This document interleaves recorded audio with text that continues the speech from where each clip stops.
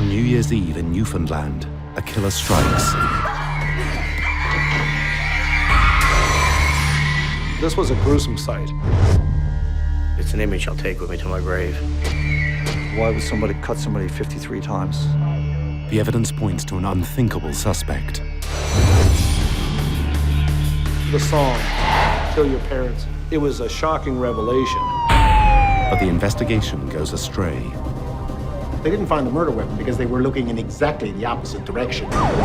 Eventually, they uncover the extraordinary truth. It was amazing to watch the investigation unfold. If someone just told me the story, it's too unbelievable to believe.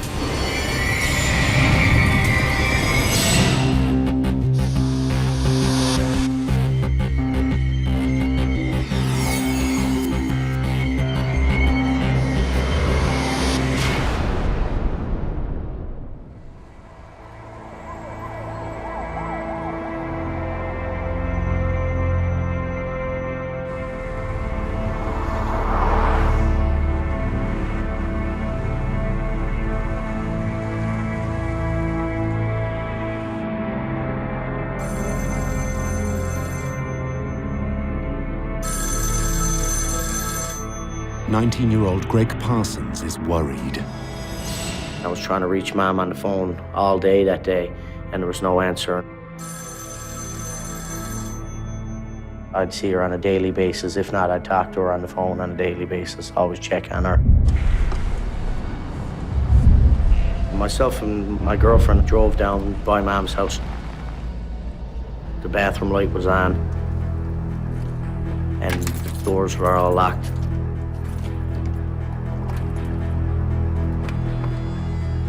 My girlfriend was waiting in the car.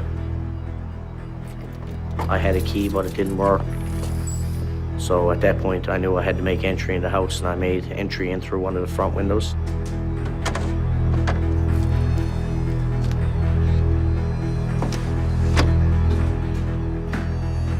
Mom? Mom? Mom? I went up over the stairs, called out for Mom. There was no answer.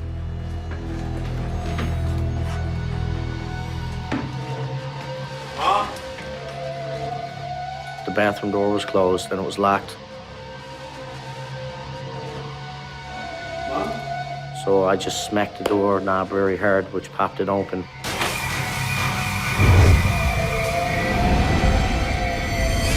I remember seeing Mom's leg and seeing a major amount of blood. Emergency service. My mother, she's dead. She's up on the bathroom floor. Oh my God. You can hear the anxiety and emotion and concern and frustration. I think every emotion comes out in that 911 tape. Is she breathing? Is she okay?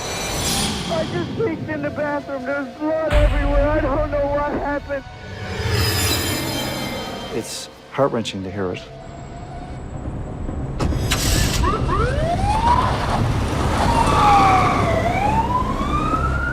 Rescue 4, if we have confirmation of the call. Yes, Rescue 4, that's off James Lane.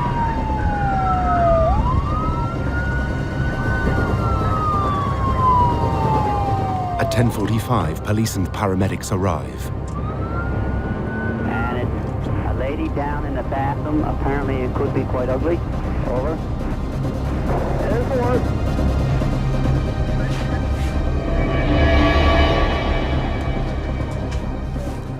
The lead investigator and his support investigator were called to the scene. Also responding is exhibits officer Carl Piercy. A team had been set up that included myself and 3 or 4 other officers, and we were responsible for the investigation of the scene at that point. The victim was covered in blood. The clothes was covered in blood, and there were a large number of lacerations.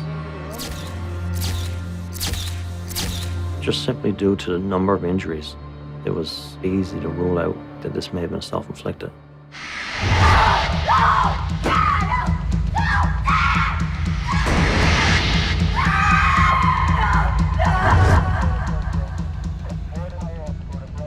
The victim is identified as Katherine Carol, 45. is a tragedy to see that a woman was in her home and died a very violent death.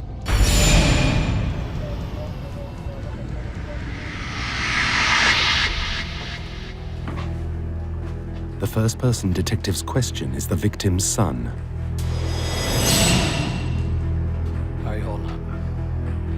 But he's completely unresponsive. The best way I could describe it is a feeling of numbness. It's almost surreal. I suppose you could look at it as an out-of-body experience. It's just, this can't be happening. Police remove Greg Parsons from the crime scene and take him to his apartment across town. He's left to wonder who butchered his mother and why. It's an image I'll never forget. I'll take with me to my grave.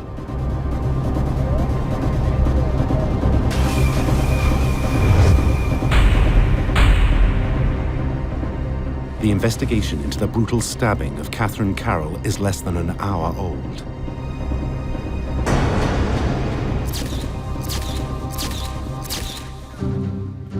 Every detail of the crime must now be examined by the forensic team. Some of the bloodstains on the floor appeared to have been diluted. Water mixed in with blood. On the edge of the bathtub, there was a soap wrapper. It was torn open and left there.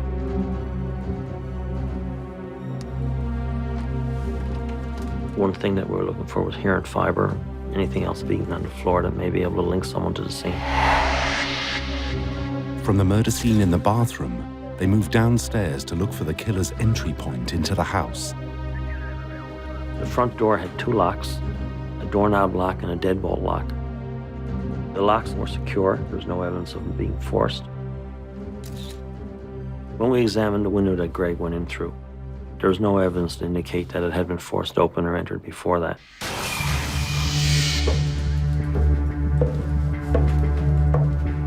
In the basement, they find another possible access point, a small window. You'll always see a little bit of dirt and a little bit of dust on the outside of your window. That didn't appear to be disturbed.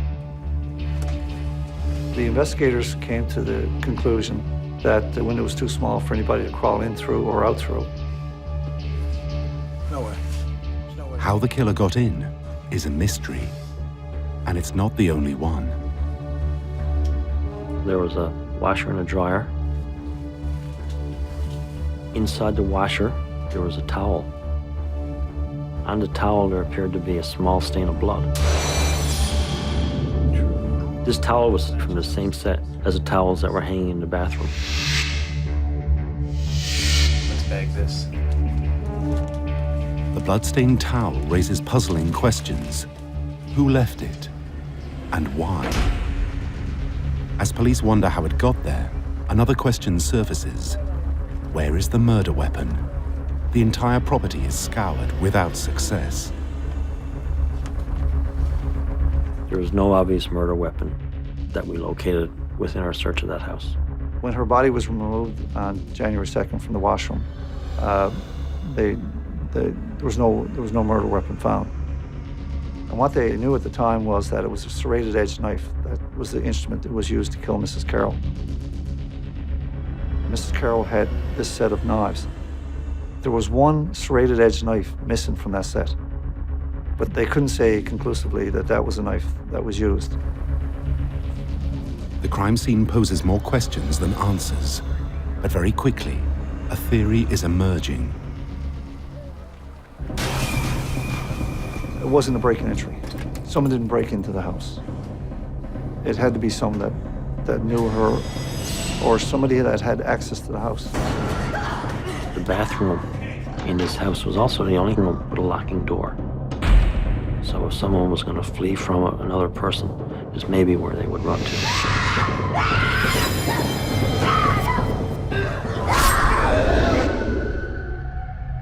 The torn soap wrapper, along with the water mixed with blood on the floor, tells an alarming tale. It appears the intruder committed the murder, then took a shower. If someone had tried to clean themselves up, that's a pretty cold thing to be doing when the victim is still lying on the floor in the bathroom and the floor is covered in the victim's blood. News of a vicious murder has the city of St. John's on edge. It was the talk everywhere you went. What happened up there? Who did it? Where were they? Details of the post-mortem only add to a community's shock. This was a gruesome sight. This was a person who had had more than 50 knife wounds. Katherine Carol has 53 separate wounds.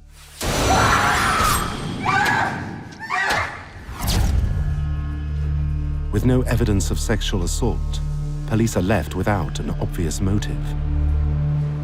Why would somebody cut somebody 53 times? Was it anger? Was it passion? What was it? The coroner calculates the time of death. The autopsy indicated that Mrs. Carroll probably died at 2 or 3 in the morning, or as late as 6, on January 1st.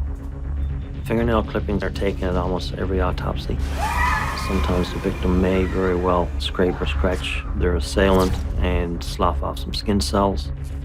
The tissue samples, along with the bloody towel recovered from the washing machine, are sent to the forensics lab for analysis. But to find a motive for the murder, police need to know more about the victim. Again, they turn to Katherine's son, Greg. I came from a divorced family, and basically I was raised by a single mom, my mother. For her, life was a struggle. She was a recovering alcoholic, but she did always struggle to better herself. She always tried to educate herself. She was a go-getter. She fought very hard to be a good parent, and she struggled very hard with the tools that she had to provide the best life that she could for us. When it came to Mom, I was always with her. Like, we always did things together. And I was always playing practical jokes and everything, so just hearing her laugh, I used to love to get her to laugh for some reason.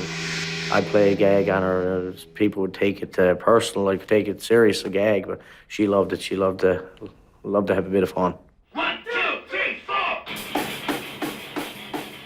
One thing with Mom, she wanted me and my friends at the house. She always said, if you're gonna have a couple of beer or something, go down the basement.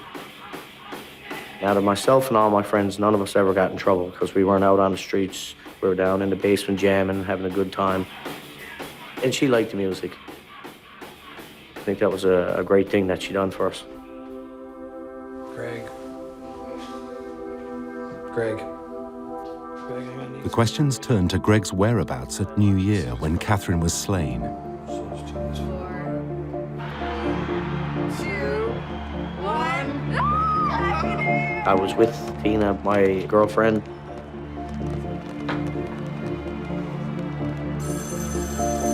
I spoke to my mom about 5 minutes after 12 and wished her a Happy New Year and told her I loved her. I love you too, son. Talk to you later. And that was the last time I spoke to her. Later on that night, Tina's father dropped me home 4 o'clock in the morning. And that was pretty much it for New Year's Eve. The interview lasts many hours. Parsons leaves the police station a grieving son. But investigators wonder if there's more to him than meets the eye.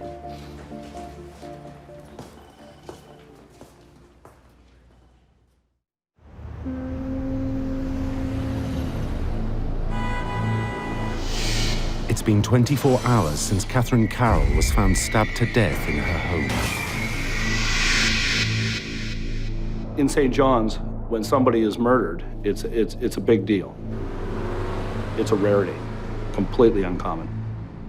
There's so few murders, and who would want to murder my mother? The police force felt the pressure to bring this case to a conclusion as soon as they possibly could, to try to ease the concerns that the community had that somebody could be on the loose that was a murderer. Police canvassed the neighborhood. They went around interviewing a large number of people that had dealings with Katherine Carol. You don't go into those interviews with biases. You got to be able to get people to tell you what they know, not what you think they know. I just want to ask you a couple of questions. The neighbor next door to Mrs. Carol said they heard a bump around 5 or 6 in the morning, and it sounded like somebody moving furniture. The story fits with the time of death, but it doesn't point to a killer. Police dig deep to find someone who might want Katherine dead. There were a couple of people that were looked upon as persons of interest. 2 possible suspects emerge.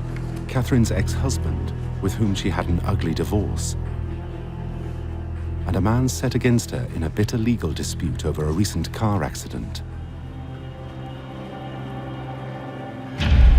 But it's neighbor Cindy Green who points detectives to the most compelling candidate for murder. She had spent many days at Mrs. Carol's house. She would drop by for coffee or have a cigarette with Mrs. Carol. Cindy Green tells police her friend felt threatened in her own home. She said that it appeared to her that Mrs. Carol was in bodily fear of her son. Hey, Mom. In fact, Mrs. Carol told her that she had the locks changed in her house because she was afraid of her son.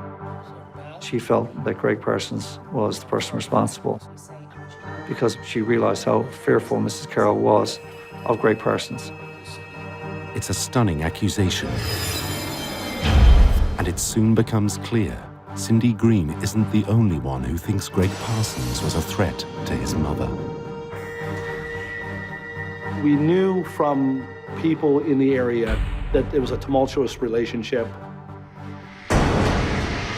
She had told people that she had had trouble with her son. We were hearing that. That's the same thing that police were hearing at the time as well. Yeah, we hang out all the time. Police questioned Greg Parsons' friends, including a young man named Brian Doyle. He hung out in the basement with Greg Parsons and his friends. All right, who's ready to rock? Even though he hung around with Greg and his friends, he wasn't part of the band itself. Doyle tells detectives he and the other kids had an easygoing relationship with Katherine Carol.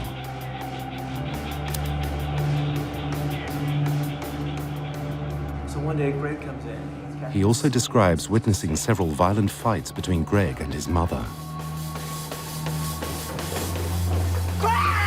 She comes down the stairs and she's like screaming. Crazy headache. Then Greg grabs one of his beer cans and just chucks it at her.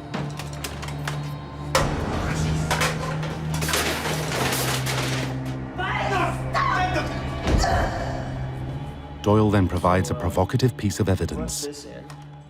Brian Doyle pointed police towards a tape that had been made by Greg and a group of his friends. The song on the tape is called Kill Your Parents. Kill your mother, kill your father, stab him once. Greg Parsons even played the song for one of his mother's friends. It was a bit disturbing. Kill your parents. The shocking story makes police reconsider Greg's behavior after his mother's body was found. How are you holding up? Greg Parsons didn't act the way the police thought he should act. He showed no emotion. He wasn't freaking out, crying. It wasn't the way they thought they'd react if they found their mother. There's also the question of his whereabouts the night of the murder. No one can verify where he was after 4 a.m., the time his girlfriend's father dropped him at home. His father-in-law drops him off. He goes to bed, gets up the next day. He didn't have an alibi that night. To police, Parsons is looking less like a mournful son and more like a calculating killer. But they still need evidence that can link him to the crime. They searched my house. They took things like shoes, some socks, some clothing. On the shoes, there were some small, reddish, looked like projected blood stains. Could this stain be his mother's blood? We did a presumptive test on these, and that came back positive. Positive reaction means it's probably blood. stain on a shoe, no sign of forcible entry, questions as to whether he was home or not home, all kinds of little bits of things that didn't add up to anything by themselves, together seemed to add up to a case against Greg Parsons for murder. That case gets stronger when police discover their only other potential suspects both have airtight alibis. They eliminated the ex-husband and one of the other gentlemen because they weren't in the province at the time. Greg Parsons is brought in for a second round of questioning. We were there for hours. They were asking me such strange questions like, did you ever hit your mom, or did you fight with your mom? And it had a very accusing tone to it. I knew things were really bad at that point. I couldn't kill anybody. Somebody did. I said, I want to do a polygraph, and the police said, no problem. I went up there that afternoon to do the polygraph.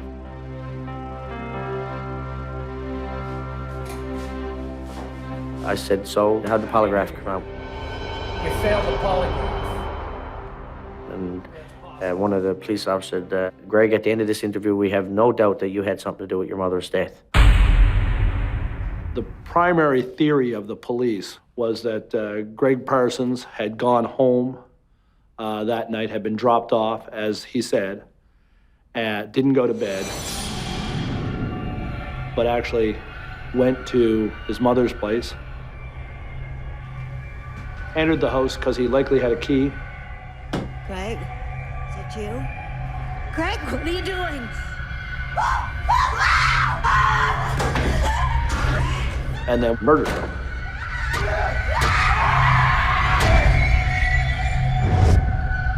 Police are now certain it was Greg who unwrapped the soap. Greg who took a shower to wash off the blood. And Greg who used a towel to wipe up before dropping it in the laundry.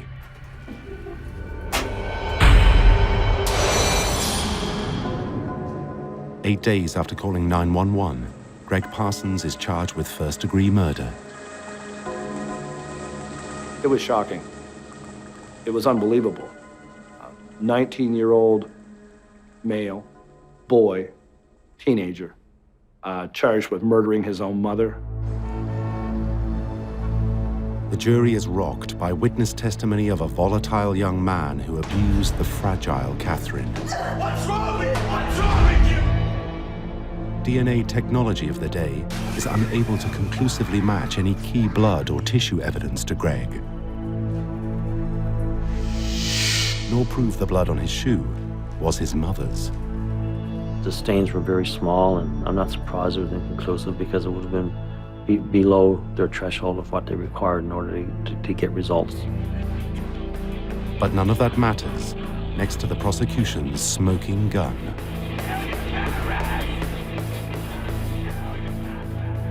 The song, kill, kill, kill, kill your parents, kill your mother, kill your father. When the jury heard that, I don't think there was any way that that case could have been won by the defense, no matter what evidence they produced.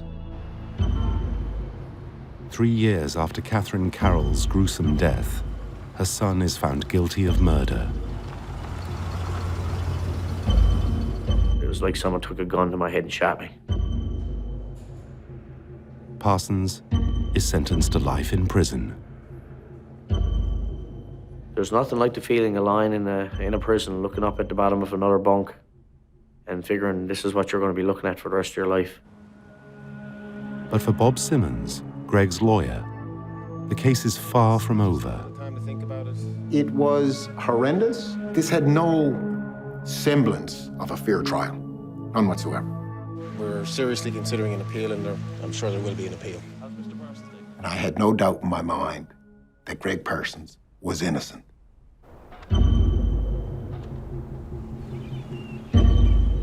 A jury has found Greg Parsons guilty of murder in the brutal stabbing of his mother. The general public, I think, had a sense that that was proper and that justice had been done and life goes on. But police were too quick to pin the crime on Greg, according to his lawyer. This was never an impartial, objectively undertaken investigation based upon hard fact. I had a pre-polygraph interview, which they riled me up, and they did everything to try to get into my psyche. In fact, at one point during the interview, you said, "You think I did this, don't you?" They had me almost ready to cry before they hooked the machine up to me. I have no faith in the lie detector test. None whatsoever. Simmons is also quick to dismiss testimony about Greg's troubled relationship with his mother. Katherine Carol had a very, very sad history. Marital problems, drug abuse, alcohol abuse. This was a woman with many psychiatric and psychological problems.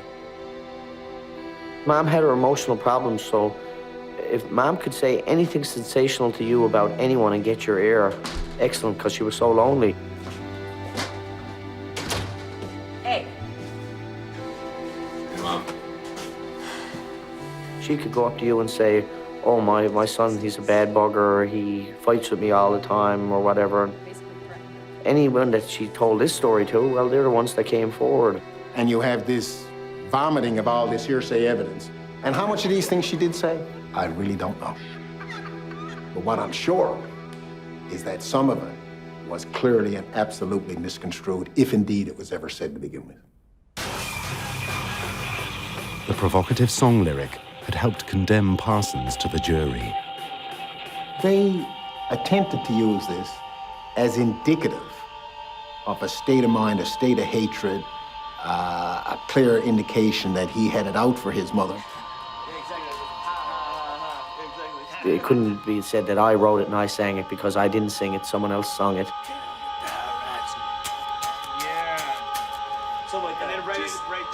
And everyone had a role in writing it, and it was just trash metal. And that is, without a doubt, very flimsy, very circumstantial, absolutely inconclusive. They don't find any clothes that have any blood on it whatsoever. They seize his deck shoes, which do have traces of blood, but we called evidence to show that he had been in a fight, and indeed, the other person had got bopped on the nose. I was in an altercation with a young fella, and he was up my face and spitting blood, and there was 2 or 3 droplets of blood on a shoe. The investigators on this case never once entertained an objective, impartial outlook on what they had. I figured, like, how wrong could it go for an innocent man? Days after Parsons' murder conviction, Bob Simmons files an appeal. I'll never forget saying, "How long is this going to take?" And he said, "This could take years." And I was just, it was a crushing blow. 4 years pass while Parsons awaits a new trial. Decision, and I look forward to my day in court to maintain and prove my innocence. While justice grinds slowly, DNA science bounds ahead. By 1998, police have vastly improved tools for blood and tissue analysis. Once I spoke to the Crown, the very first thing he said was, "Let's do it. Let's resubmit these exhibits and have them reanalyzed and see if they can find anything." My role as a forensic scientist was really to re-examine the case with fresh eyes. In 1991, we were using a first-generation type of forensic DNA analysis. It didn't really work very well with samples that were of poor quality or samples that did not have a lot of biological material in them. Forensic DNA analysis is now conducted using a technology called PCR.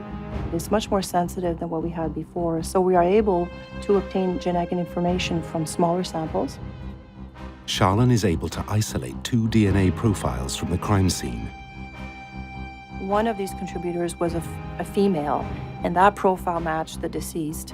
The other contributor was a male. The second step was to look at this unknown male profile and to compare it to Gregory Parsons' known sample, and it didn't match. It's a stunning revelation. All of a sudden, your focus completely changed. Greg Parsons is not responsible at all.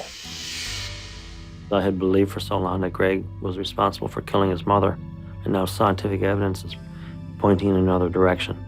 On November the 5th, 1998, 7 years after his mother's murder, Greg Parsons receives a full acquittal. Took a long time to get here, but it feels good now. Opportunity to get on with my life.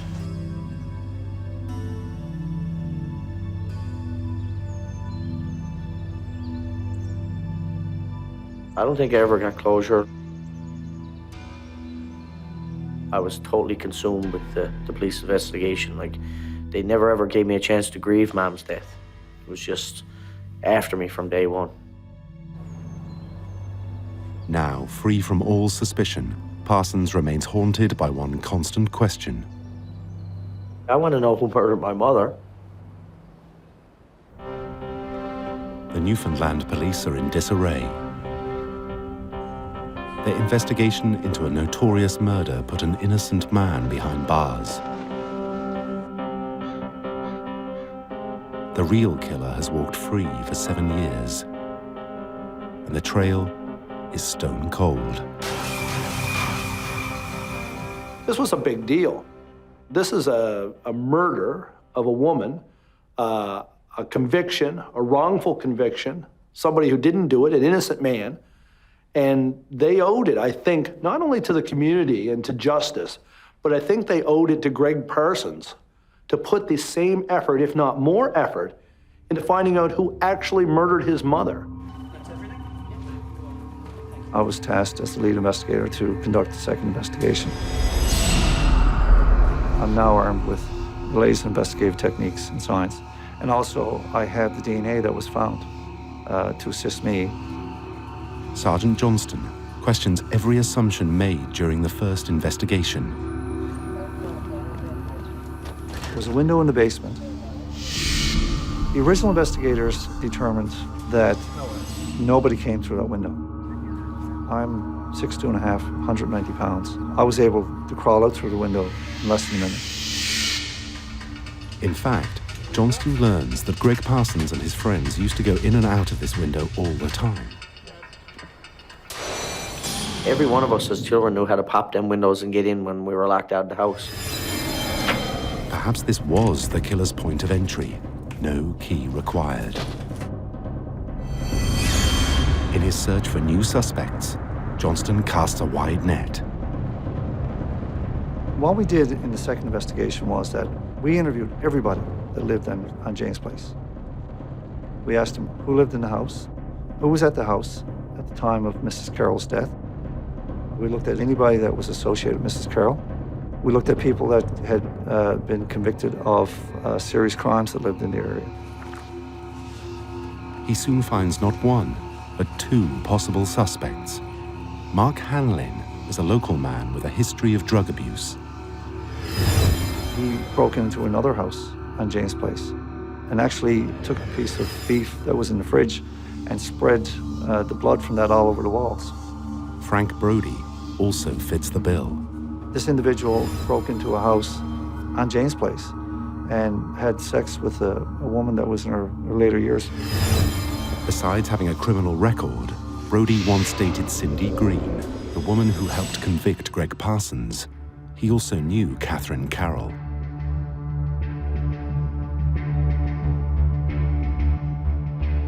He had been in Mrs. Carol's house. Not only had he been in the house, but he also worked on Mrs. Carol's locks. Did Brody commit murder, then get his girlfriend to pin the blame on an innocent man? Both suspects are eventually tracked. If DNA from either matches the crime scene profile, police will have found their murderer. 2 weeks later, the results come in. Neither is a match. It's a huge disappointment, one that will be repeated again and again. By 2001, we had obtained and eliminated 150 people through DNA.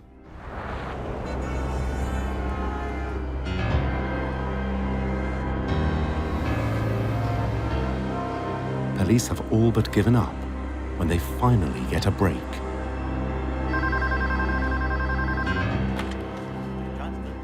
Sergeant Johnston receives an anonymous call from someone who knows the case. Really?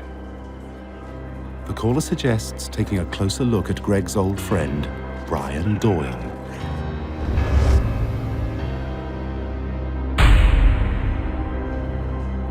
As someone who knew the family, Doyle was on Johnston's list to be DNA tested.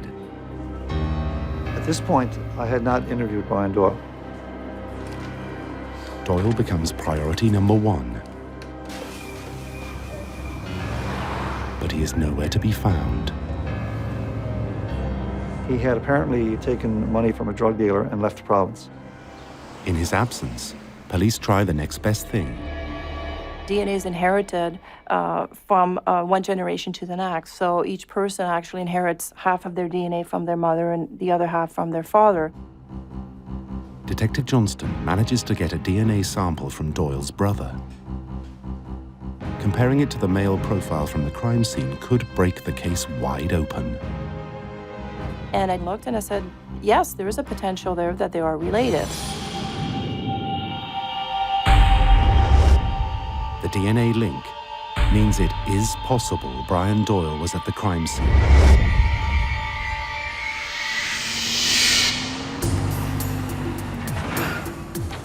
Rumour has it he is now living in Ontario, just outside Toronto. I contacted authorities in Ontario. They were able to locate that he was actually living in the area. Peel Regional Police Inspector Mike McMullen is assigned to keep tabs on the new prime suspect. After several days of surveillance, he was observed to cast off partially smoked cigarettes. They were collected and were forwarded to the RCMP laboratory in Ottawa. We did receive several samples, one of which did provide a full profile that we could compare with our unknown male, and it was a match. It's the scientific evidence they've been waiting for. Police are now certain that Brian Doyle is their murderer. But they're not ready to celebrate just yet. The problem with the DNA match was that the numbers were very low. Because it was a mixed sample of both Mrs. Carol's DNA and the unknown male DNA. So where do we go from here? To make an absolutely airtight case, Johnston wants more than DNA. He wants Brian Doyle's confession, but getting it will require an elaborate undercover sting operation. We contacted undercover operator, Detective Constable Brian Adams, and asked for his assistance. Adams poses as a black market dealer. I pulled in there in the afternoon. That time I was selling cigarettes and alcohol out of my truck. Brian was very quiet and he seemed to be withdrawn. And it took a few days to build up a little bit of trust. And after 2 or 3 days, he wanted me to supply him, and he would supply the cigarettes to the employees where he worked so he could get a cut of the money. Greed takes over in a lot of the criminals. They can see what they can make. Doyle is let in on the action. Before long, he declares himself eager for more.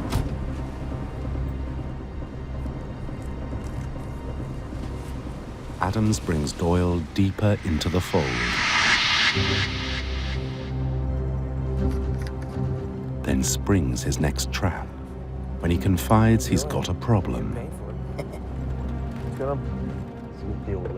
I brought it up to Brian that my wife was really getting on my nerves. She's going to take everything that I earned over the years. Then Brian volunteered to offer her for me. Want to take care of it? And he wanted to make sure that I wouldn't get mad if he did it. You serious? Yeah. It's the response Adams hoped for. He now escalates the sting by informing Doyle that permission to murder can only be granted by mythical crime boss, Mr. Big. We'll set it up. Mr. Big, he had the final word on whether or not Brian would be brought into our organization. Mr. Big's persona was developed to leave the strong impression with Brian Doyle that he was a man of influence. Doyle takes the bait. He agrees to meet Mr. Big at a hotel, completely unaware he's talking to a cop and his every word is being recorded. We got set up for audio and video. Myself and Inspector McMullen are in the next room. Mr. Big warns Brian Doyle his organization is very exclusive. No one gets in without being ruthless. Mr. Big told Brian that he did some checking. He knew that there was a police involvement somewhere in Newfoundland, and that Mr. Big wanted details of it. Big thing is, I want to know if you've been there. I've got one answer to that. And Brian Doyle got up from the couch, and I thought he was leaving the room. And he walked over to the hotel room door and locked it. And in every way, it was a very dramatic moment. He returned to the couch, and he declared, "I want to play." The conversation that followed made the hair on the back of my neck stand. You remember telling me? Yep.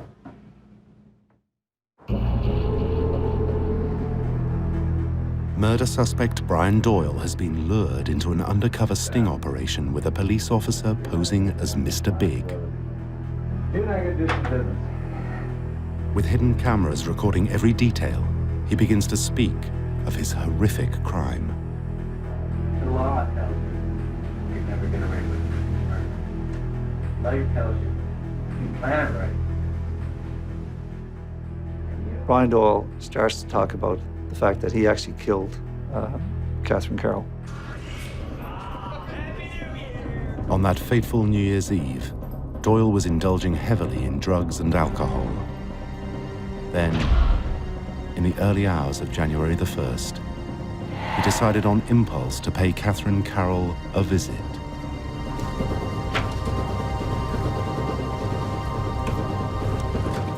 He crawled in through the window. He cut his hand on the way in and dabbed it with the bathroom towel. Went to the kitchen, took the knife, and took off his clothes. You actually stripped off. Yeah.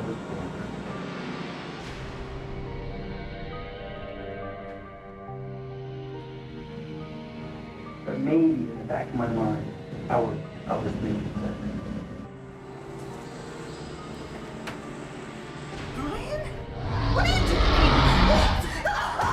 Brian Doyle runs in with the knife and kills her.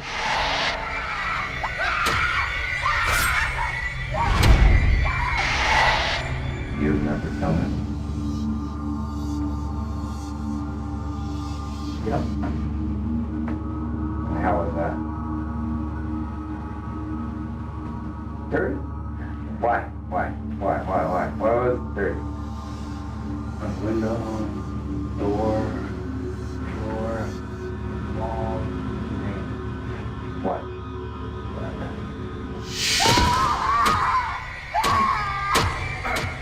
Killed her. He says, I cut her. And he said, she didn't die. I said, I cut her again, she didn't die. And I cut her again, she didn't die.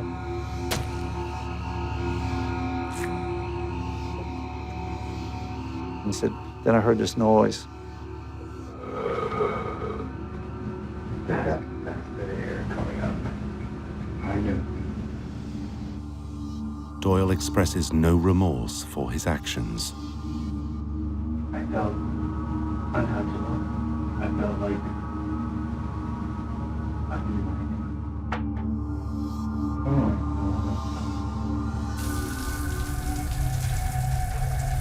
With his victim lying on the floor, Doyle took a shower,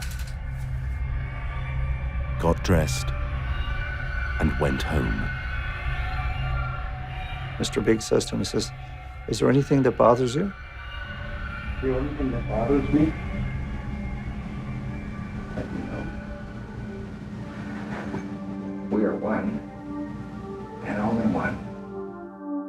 It was amazing to watch that unfold. It was a very long investigation involving hundreds and hundreds of hours. And it was just relief after when he admitted to it, confessed to the murder. Brian Doyle is arrested and later returned to St. John's to face charges. I was floored when I found out. I couldn't believe it. Like, why would he do it? He lived 2 doors over from the time I was 9 years old. Why would you ever think someone like that would do something so horrific? I can't imagine how difficult it was for Greg Parsons to learn that it was his close friend that murdered his mother and left him holding the bag for so many years. In custody, Doyle gives a full confession, but never explains why he did it. Where did you go from there? Brian Doyle agreed to take the investigative team back to the crime scene and do a walkabout and show me exactly where he had thrown the knife. When they get to the spot, the weapon is still there, right where Doyle tossed it 10 years ago. They never thought to go up and look at a depot yard a few hundred feet away to see if somebody had turfed the weapon over the fence, which we now know that Brian Doyle, in fact, did. He left the house, ran through the backyards, crossed the street, threw the knife over the fence, and went on. Over the years, I went through everyone mentally. There was never a minute a day that I never thought about this. Is it this buddy? No, couldn't be him. Is it this one? No. Is it Brian Doyle? No. It was a passing thought. No way, no way. Brian Doyle pleads guilty to second-degree murder and is sentenced to life. He wouldn't look me in the eye. So I screamed out in the courtroom to look at me. I wanted him to look in my face, and I said to him, I hope you suffer. Brian, I hope you pull out that box. I know you will anyway. Thank God they found the person that did it, because this is the clearest case of someone who was absolutely and completely innocent. In fact, was miles away at the time of the incident with no real evidence to indict him whatsoever, and yet goes through this hell for 10 years. They took the best 10 years of his life. Today, Greg Parsons is a fireman, married to longtime girlfriend Tina, with a family of his own. He is also an advocate for the wrongly convicted. There's so many innocent people in jail. Thank God for advances in technology, because I'll guarantee you one thing. If it wasn't for the advancement in DNA, science, I'd be sitting in a federal prison right now.